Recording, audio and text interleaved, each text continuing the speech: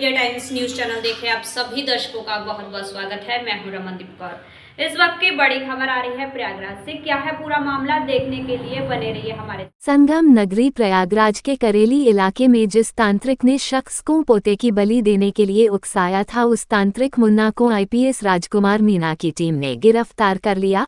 पकड़ा गया तांत्रिक मुन्ना कौशाम्बी के एक गांव में भेष बदल कर रह रहा था ताकि उसको कोई पहचान ना सके। डीसीपी सिटी अभिषेक भारती के निर्देशन में एसीपी अत्तर सुइया राजकुमार मीना की टीम ने सर्विलांस व अन्य माध्यमों से तांत्रिक की लोकेशन ट्रेस की और उसको घेर कर पकड़ लिया। तांत्रिक मुन्ना ने पूछताछ में कई राज पुलिस के सामने खोले हैं।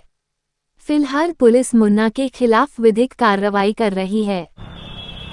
देखिए, आज दिनांक 31 अगस्त 2025 को थाना करेली के अपराध संख्या 159/25 के वांछित अभियुक्त तांत्रिक मुन्ना लाल पुत्र राम खिलावन को हिरासत में लिया गया है। प्रारंभिक पूछताछ में इसने बताया है कि ये 159/25 के मुख्य अभियुक्त सरन सिंह के संपर्क में आया था।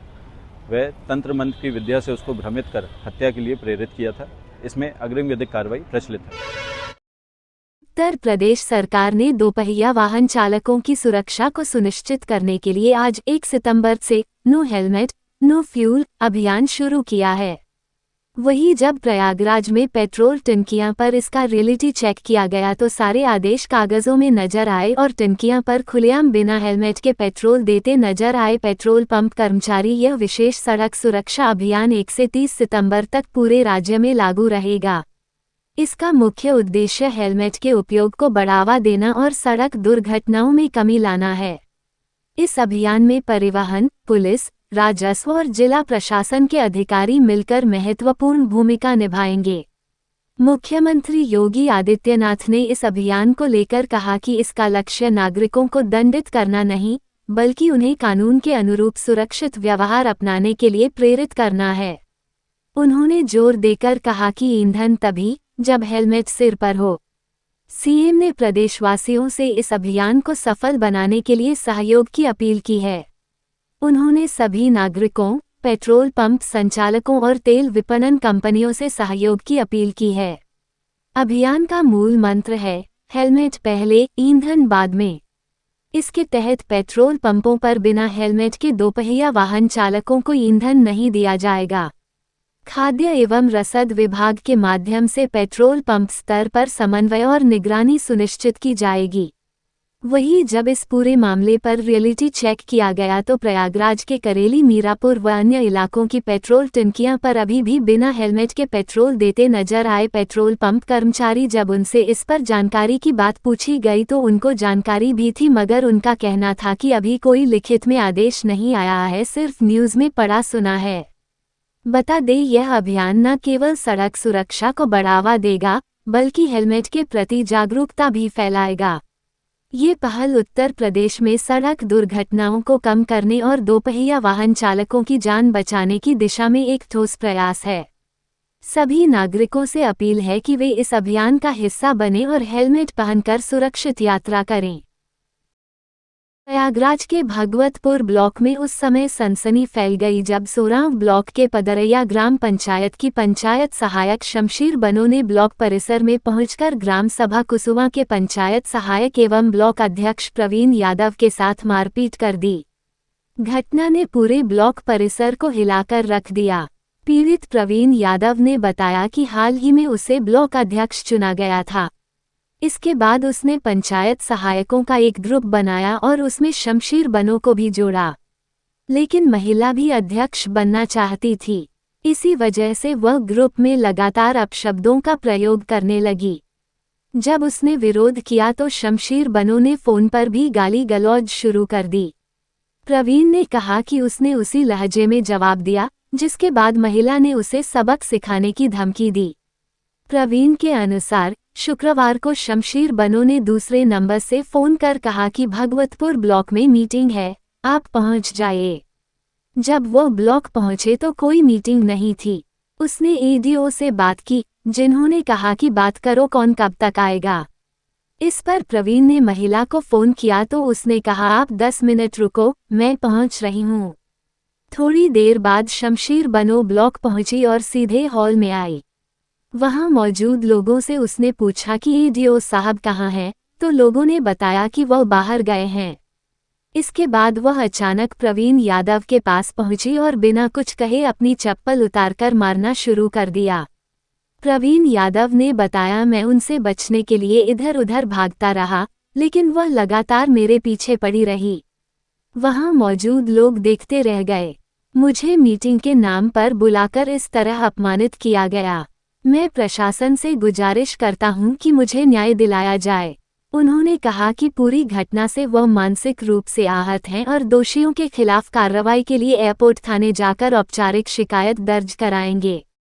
संगम नगरी प्रयागराज में अब अमेरिका का विरोध भारत के साथ साथ उत्तर प्रदेश के प्रयागराज में भी देखने को मिल रहा है। बीते दिनों अमेरिका के राष्ट्रपति डोनाल्ड ट्रंप के द्वारा 25% टैरिफ लगाया गया था भारत पर, जिसे बढ़ाकर 50% कर दिया गया है, जिसको लेकर संगम नगरी प्रयागराज में फाफामऊ के शांतिपुरमा चौराहे पर लोगों ने आक्रोश व्यक्त करते हुए अमेरिका के राष्ट्रपति डोनाल्ड ट्रंप का पुतला जलाया और अमेरिकी प्रोडक्ट का बहिष्कार करते दिखाई दिए। उनका कहना था कि भारत पर जिस तरह से टैरिफ लगाया गया है उससे भारत की अर्थव्यवस्था खराब होगी, जिसको लेकर अब हम अमेरिका के प्रोडक्ट्स का बहिष्कार अपने खर्च शुरू करेंगे, जिससे अमेरिका की अर्थव्यवस्था पर चोट होगी।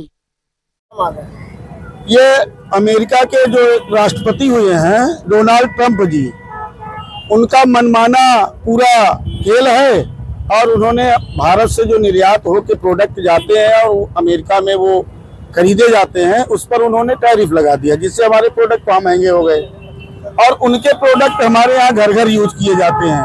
कोलगेट मंजन है, कोका कोला है, यानी हिंदुस्तान लीवर के बहुत ढेर सारे प्रोडक्ट हमारे यहाँ प्रयोग होते हैं। हमारा उन जो प्रोडक्ट अमेरिका के हैं, भाई हम राष्ट्रपति हैं, उनका तो कुछ कर नहीं सकते, लेकिन उनके प्रोडक्ट का बहिष्कार कर सकते हैं। अपने किचन से, अपने घर से उनको हम बाहर निकाल सकते हैं। तो हिंदुस्तान लीवर के जितने भी प्रोडक्ट हैं उसको हम अपने घर से बाहर निकालेंगे और जो हमारे भारत देश के बने हुए प्रोडक्ट हैं उनकी जगह पर उनको अपने किचन में ले आएंगे और डोनाल्ड ट्रंप का हम लोग विरोध करते रहेंगे जब तक वो टैरिफ वापस नहीं ले लेते हैं। क्या प्रोग्राम आज हम लोगों ने अमेरिकी राष्ट्रपति डोनाल्ड ट्रंप के टैरिफ वार के विरोध में उनका पुतला फूंका है और स्वदेशी अपनाओ देश बचाओ का नारा दिया है। गंगा सेवक अरुण शुक्ला, फाफामऊ, प्रयागराज। संगम नगरी प्रयागराज में धार्मिक मेले में अश्लील डांस चर्चा का विषय बना हुआ है। मेजा खास के बोलननाथ धाम में हर साल भादो मास के हरितालिका पर 2 दिवसीय मेले लगा है। धाम में बार बालाओं का डांस करा दिया गया। स्टेज पर 3 डांसर हिंदी भोजपुरी गानों पर थिरकती नजर आईं। युवाओं की टोली भी डांस मस्ती में झूमती रही। कई बार तो डांस करते युवक स्टेज पर चढ़ गए। डांसरों पर नोट भी लुटाए गए।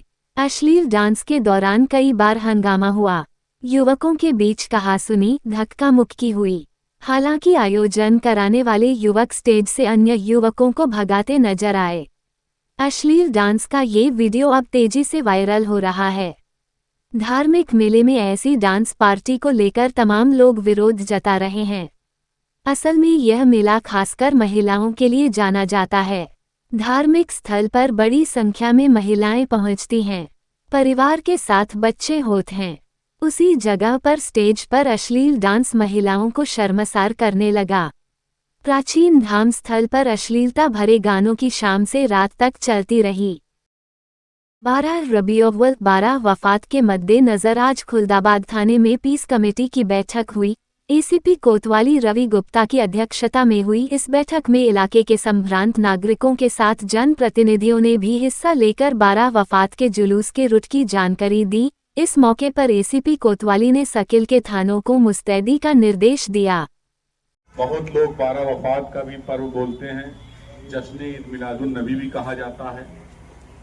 इसका पर्व 4 तारीख को जुलूस निकाले जाएंगे, जो कि अभी अध्यक्ष जी ने बताया कि लगभग 35 से 40 जुलूस हैं, जो विशेष तौर पर आपकी सर्किल से ही पूरा खुलदाबाद, शाहगंज और कोतवाली में ही लगभग सारे जुलूस होते हैं।